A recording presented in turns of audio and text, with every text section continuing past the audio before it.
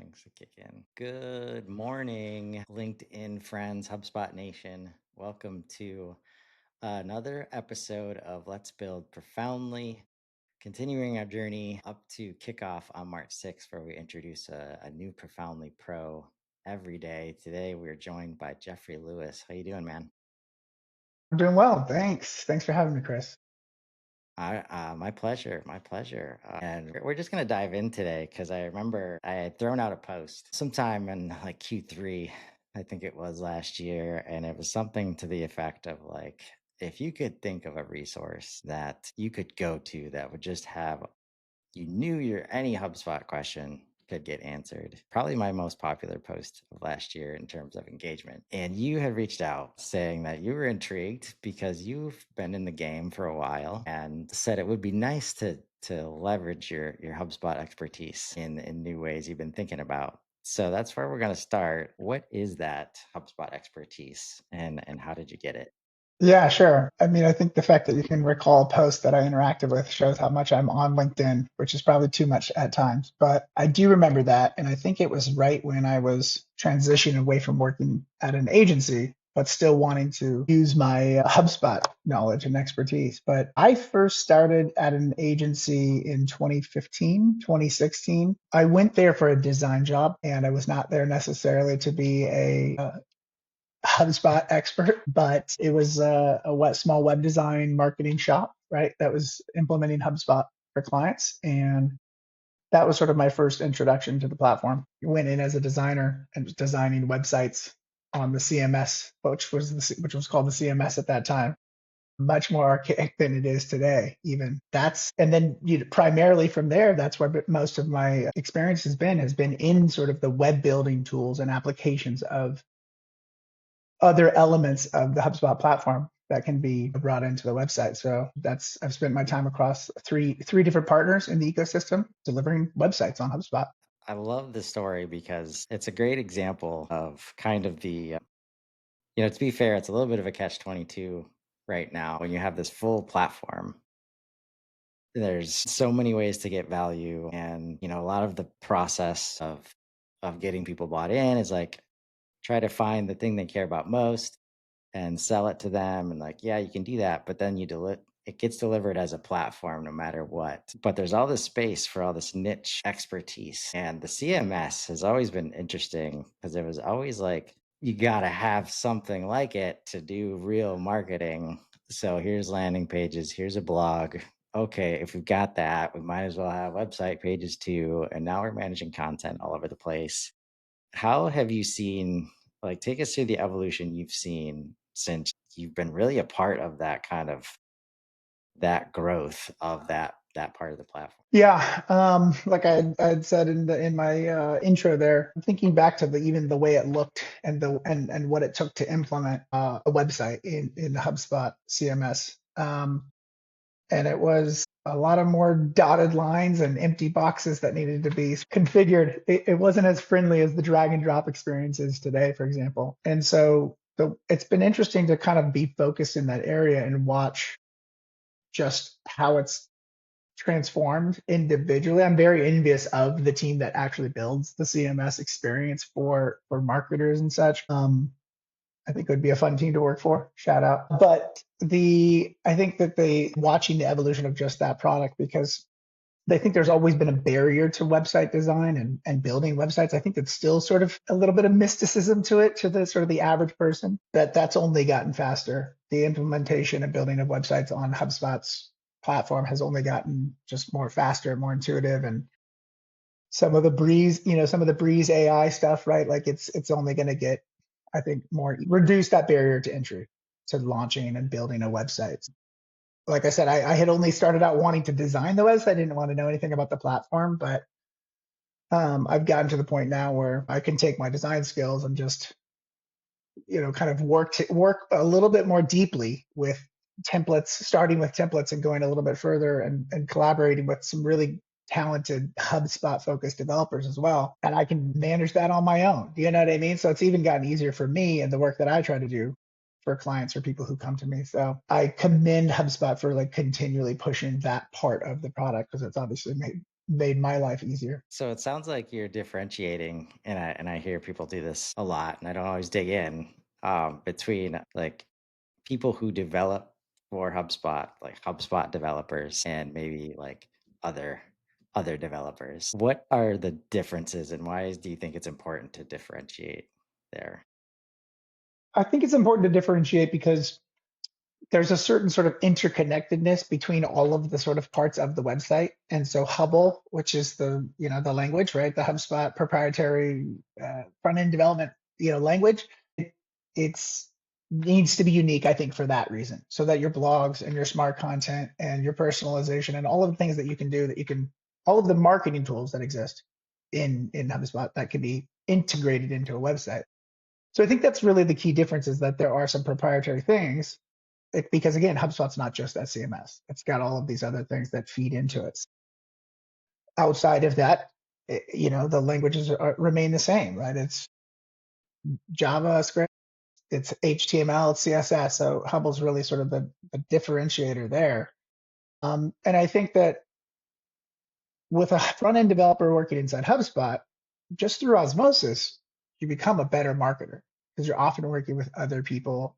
And that's what happened with me as a designer. Now I think through campaigns, right? And what does smart content look like in our calls to action, right? That are tying to some sort of lead conversion. So I've through osmosis, I like to consider myself a marketer. It's not my title by any means, but I've absorbed that, and I think that's the unique thing about anybody who works on HubSpot or works with HubSpot is that the skills and sort of the knowledge you can become an expert really quickly, and it sometimes comes from just working with other people who know a certain area. But I know developers who are also they also think like marketers.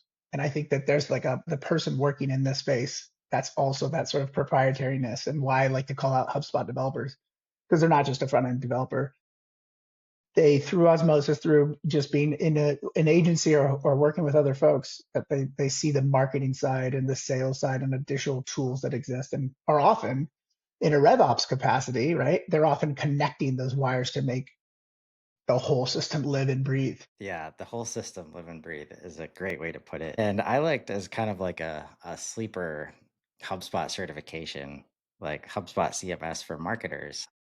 I often share that as just a way because it's like one of the few certs that actually connects like all of the tools of the platform. Because in order to, make a form work on a web page, you need to understand how properties work and how you're going to build that form and CTAs and just all of it. And it brings to mind like the challenge of if somebody shows up at the door and says, I want to migrate my website to HubSpot. And then uh, there's a kind of a learning curve into why it's not just copy and paste. How do you help people through that conversation? It's a good question. It takes conversation, I think, right? So you have to have that conversation and understand and set the expectations, discuss limitations or discuss, where something might fall outside of a scope or need additional scope, right? So I think that that's like an experience that I've had over the years is working more closely with clients is sort of being able to like think about all of the different elements in terms of being able to manage a website migration and also to work with really skilled technical people who are connecting all those pieces. So I think it's having a conversation about those kinds of expectations. I think too, it's walking them through sort of a process for doing that migration and saying, okay, well, what are you doing about your forms on your website? What are there's other things on your website that aren't just the front end code. So they might be a database of something, right? So, thinking about those kinds of things. And because I have that experience in sitting, closely with really talented folks over the years using and implementing HubSpot, I can kind of, find how that tool may suffice for some sort of part of the migration, whether it's HubDB, right? The database for HubSpot, that sort of tool, or, when we're building pages, in React, right? Like thinking about the whole life cycle, I think is just something I've been able to sort of accumulate over the years and sort of understand a full end-to-end website migration or even website design process. And so it makes those conversations earlier. Like I said, starting with those conversations and saying, okay, you have these things on your site. Have you thought about that? just simple questions of asking about that. And then, that, or how else are you going, what other hubs are you going to be using? So it's like, it's sort of knowing the right questions to ask, but certainly asking them early on and setting those expectations, because it's not an easy thing. Even a small 5-page website has a lot of unknown things when you go to migrate it. So it's having that one-to-one relationship with the person who wants to do the thing, and you with having the knowledge to know how to do the thing. I think you have to have those conversations early and often. Yeah. No, for sure. But let's take a step back. I'd like to get to know our pros. So outside of HubSpot, who is Jeffrey Lewis? I thought you'd never ask. I am a dad, so I've got 4 kids. Very busy with that. I like to joke that all my hobbies are my kids' hobbies right now. Sports of all sorts, Girl Scouts, all the different things that we have going on. And I'm still very much a creative person. So design is obviously my kind of bread and butter. And I still enjoy the occasional logo design project with close folks that I've worked with in the past, things like that. So I get to be selective. I'm still in web design, but I'm not, in working for a HubSpot agency at the moment. So I've been able to do some of that freelance on occasion, for example. And right, that's why profoundly stuck out to me. Uh, but yeah, spend a lot of time with the family. I would say our weekends are outdoors, usually at the beach, playing frisbee, disc golf, whatever it might be. So, and yeah, I'm based in Florida, originally from California, but coast to coast. As long as there's a beach nearby, we're usually pretty good and thriving. So that's kind of the gist, I suppose. I need to thank you for sharing. I need to get your take then as a creator. I haven't had too many designers uh, on the show yet. And I'm pretty infatuated, to say the least, with AI and some of what's possible, especially as you mentioned, a lot of that is what's behind lowering the barrier to entry towards things like web design, web development. And so, as a creative, as a creator, designer, like what is your approach to maybe collaborating or using AI tools right now to kind of either dip your toe or like figure out what it's good at wherever you want to go with this question? Yeah, I know it can be loaded at times. I know it certainly can. Well, I'll just say I do not use any AI generated art. I think that they are good for blueprints or wireframes, as we would say in the web design world at best, right? So I think I encourage people to still be as artistic as possible, but I certainly recognize the amount of time that these are saving, and I do use them myself. I use almost daily. I just actually created a new folder on my home screen, and it's just called AI. Like Perplexity's in there, DeepSeek. Don't tell anyone. DeepSeek's on my phone in there. So I definitely dabble in those tools, and I think for me, as an independent sort of contractor, or someone who's doing freelance, I'm using them to fill in some of those gaps, certainly. And so I commend people for doing that, but I think it's easy to tell when it's been heavy handed, whether it's a LinkedIn post, guilty, or whether it's a piece of art. It's you can obviously tell it's AI, right? Or it's AI generated. So I think that people need to kind of incorporate it, but not have it completely take over how they deliver on something. I'm not a writer, for example. I like to write. I've enjoyed writing in the past, but I'm not like that. Again, that's not what I put on my business card. But I've been asked to review content and write content in the past, right? Just again, you're working on HubSpot, there's a blog section. You're going to get to understand what blogging is at like a basic level, right? So I've used ChatGPT and other tools like that, in that space to flesh out an idea or find some keywords to kind of start with in terms of like, how do I take this person's draft content and like, let's get it ready for HubSpot and get it put in there. And I've been able to, again, the osmosis of learning all the different things about HubSpot and all of the things that it touches, blogging and marketing and whatever. you start to add that to your skill set. And so I use those tools to sort of fill those gaps, right? As a designer, that sometimes for design work specifically, that might mean ruminating on what a logo should include for a type of business. And I try to I encourage other people who are trying to get into something like ChatGPT or Claude or any one of these LLMs, for example, to like have a longer conversation than just a Google query. You know what I mean? So like I think that Yeah. there's like ways to incorporate into your work. There's ways to be smart about using it, but not have it completely be what you deliver at the end of the day. Because that AI slop is a real thing. And I think that like as a creative, I have a duty to like preserve the idea of like original human thought and creativity. But as a business person thinking like, okay, clients need stuff yesterday, how can I use this tool to make that delivery a little bit more seamless? And that's usually how it ends up sort of appearing in the work that I do. I'm not Yeah. against it, but with great power, right, comes great Yes, responsibility. for sure.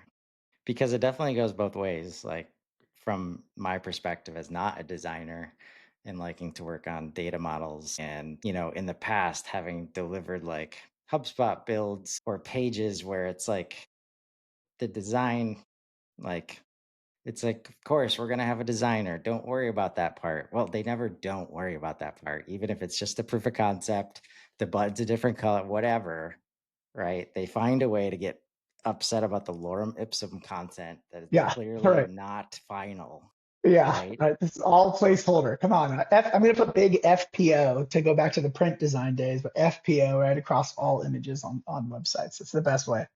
Yeah. And I've seen that not only help with some of those proof of concept conversations where it's like, it doesn't matter what the text says, as long as it's just not like Exactly. nonsense. Yeah. Uh, But then also when you can work with a developer or a designer and have it that far, like the ability of AI to flesh out, the human prompt in this case, uh, reminds me of when I was internal and we had this internal services team and everybody was so frustrated. We get to like V11, V12, V13 of like these design projects. And it's because nobody knows how to talk to each other Yeah. because everybody's Yeah. speaking a different language. And that's where if you can use AI to just like give yourself a head start and say, hey, I'm going to work with a designer. This Right. is what I'm thinking about. What do I need to tell the designer Yeah. to actually get this done? Yes. ChatGPT is great for interpersonal communication. I Yes. for sure, it's made I write out what I think I want to say to a client, but I've used ChatGPT to say, okay, let's help me with clarity, something like that. Right. So yeah, that interpersonal communication is definitely a great tool for that. Yes. Well, thank you for sharing your thoughts there. It's definitely you know, an exciting time as Hmm. long as everybody's open to the change that is inevitable right now. But you had mentioned a story or just the thought that you weren't always let's say bought in to the Yeah. HubSpot Yeah. Kool-Aid, let's say. Yeah. The orange Kool-Aid. Yeah. I didn't always drink it. But like I said, I wanted to work at an agency where I could be a designer. And it just so happened that that first agency that hired me was a HubSpot. I'm part of the HubSpot ecosystem. And there was certainly a level of like rah around the HubSpot ethos that I was like, whoa, like I'm just over here making boxes on a page and I just want to change the colors and talk to clients about designs. And so I was like very just like skeptical, certainly, of the platform, of the ethos, and just not being bought in because, I didn't really, I mean, to be honest, there wasn't and really hasn't been much for designers in HubSpot land, right? So there has been in the ecosystem or in the community, for example, there's a lot of conversations about, technical stuff or CRM stuff, right? Like how do we do this in the code or how do we do this with workflows? There's never really been HubSpot was never really designed first. And so that like back to what I was saying about the watching the product grow, I think my affinity for the product has grown as it's matured as well. So I've sort of slowly bought more in, but yeah, I just remember working in sort of, and as a designer outside looking in at something like HubSpot, it was like, we're we're selling them the idea, the dream of this like all in one platform, but then we don't teach them how to fish. Like we show them the lake where they're going to be taught how to fish, but then the teaching doesn't happen. The kind of the expert led kind of thing doesn't happen for whatever reason. Because I think people have KPIs and point systems and things like that, right? That they have to hit on. And so like I wasn't bought in because I wasn't seeing sort of like the through line happening there. On top of not having a lot of kind of content geared at designers, UX designers, UI designers, whatever. I was just like a skeptic of things early on, but it's they've thought more about the design of the platform itself, and through that have made tools again more accessible, and so my affinity's only grown. There could probably be more education, but it's like you can't really, unless there's like design tools that they would create a certification around, right? It's not the same as like CMS for marketers, which is great, right? Those kinds of things that blend the two sides of the brain, essentially. They've never had that stuff for designers. So from the beginning, I didn't feel like sort of welcome to even drink the HubSpot Kool-Aid, but I stayed a skeptic for a while. And like I said, I think it's just kind of like, Stockholm syndrome, maybe like being around HubSpot for so long. This is actually a really good platform. I really like it. There's a lot of bonuses here. And I think it just took like sort of really kind of doubling down and just focusing on CMS and any sort of tool from the system that plugs into a website built on HubSpot.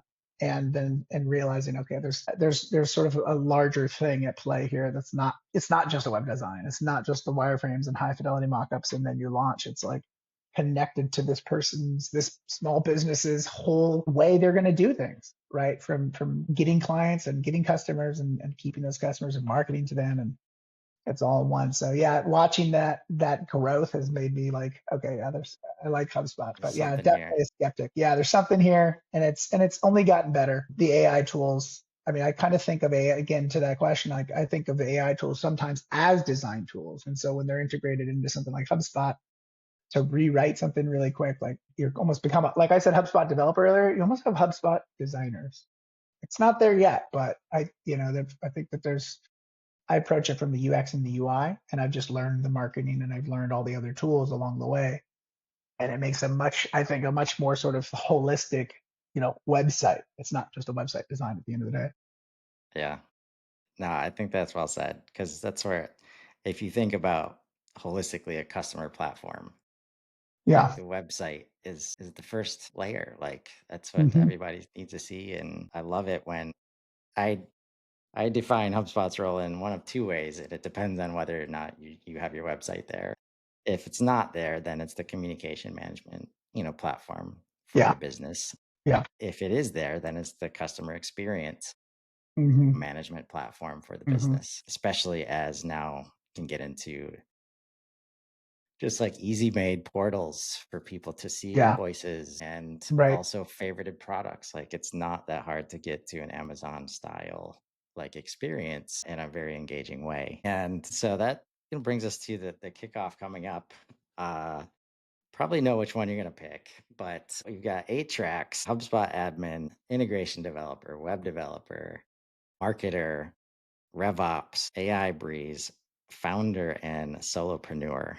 Out of those 8, which track are you looking forward to the most?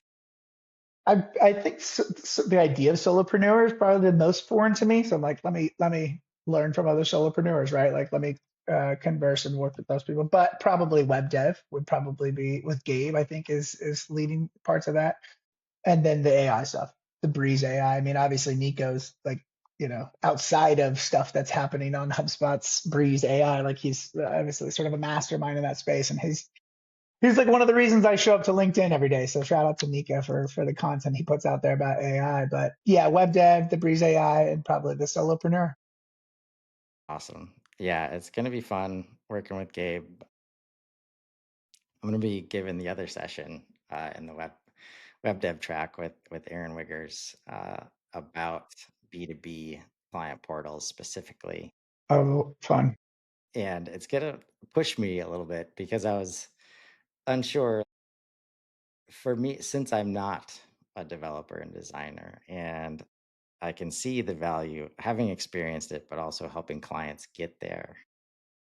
Like so much of their journey and why they have such a hard time getting to the value of HubSpot is because they think it's got to be some crazy coded, like developed project that always has a third party there, like just hand holding and required to fix it. And so much of the power of HubSpot is that, and this is why I love to work with HubSpot specific designers and developers because they usually understand, like, I'm going to build this thing not so I can get paid to take care of it for years, but Yeah, to put it in your hands and to now hand it you can over. update the module like Hmm. easily. You can make CRM properties show up on the website in a matter of 5 minutes. You don't have to call me if you need an extra field on the form.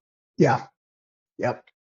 Yeah, that's been, I think too, that like, I'll say that of all of the places that agencies I've had the privilege of working with over the last few years, they've all, the developers that I've worked with have all sort of really been about the handoff and making it so that even the CMS in 2016 versus the CMS in 2025, right? Like they were always interested in wanting to make it so it was an easy handoff for the client. And I think that that's something that's always been cool to see. That's been a strong kind of core value, right, of building websites on HubSpot is that you want to hand it off. And I think, yeah, that's the sort of the modules that you can develop and build out on behalf of your clients. They may have an idea for a module and they may want to have it built so that they can reuse it in the future. They may be thinking about the future. And those are those really exciting moments when you get to have sort of like, not only there's the website you launch, but the website that you continue to improve upon, right? The growth driven design sort of thought and just continue to build. You want to have, I think, in an agency setting, you're kind of incentivized to keep that relationship for a long time. But we're also still very much trying to build websites that, at least the teams I've had the privilege to work with, we're trying to build websites that we can hand off. Maybe some training at the end, maybe some kind of touch base quarterly thing or whatever, right? Whatever the agreement might be. But you want non-website designers and developers to be able to put together a website on HubSpot. And if you're doing custom work and you have HubSpot developers in there creating custom modules for this client's use case, then that's great. But you don't always need all of that either. So it's very kind of up and ready. It's very plug and play. And again, that's back to that watching it, the CMS and that whole user experience of editing and building and launching a website has just gotten easier. And it's exciting when you get to do something a little custom with it and add that in as well. Yeah, it is very exciting indeed. And I thank you so much for joining us today. Yeah, this is fun. Thank you. Yeah, it has been so much so that's first person I've gone over with, which is a huge milestone for me. But that's excited I am about you know website designers and just websites in HubSpot. Right, is so powerful. So if you're out there watching or listening and want to be a pro like Jeffrey, head over to profound.ly and click on the Give HubSpot Help button to sign up to be a pro. It's right next to the Get HubSpot Help button. But also, you can sign up for our kickoff event coming up on March 6th. We've got, man, a really stacked agenda that we're going to start promoting hard over the next 10 days. And we hope to see everybody there. In the meantime, thanks so much for joining us today, Jeffrey. Thank you. Appreciate it. Have a great day, everybody. Yeah. Enjoy.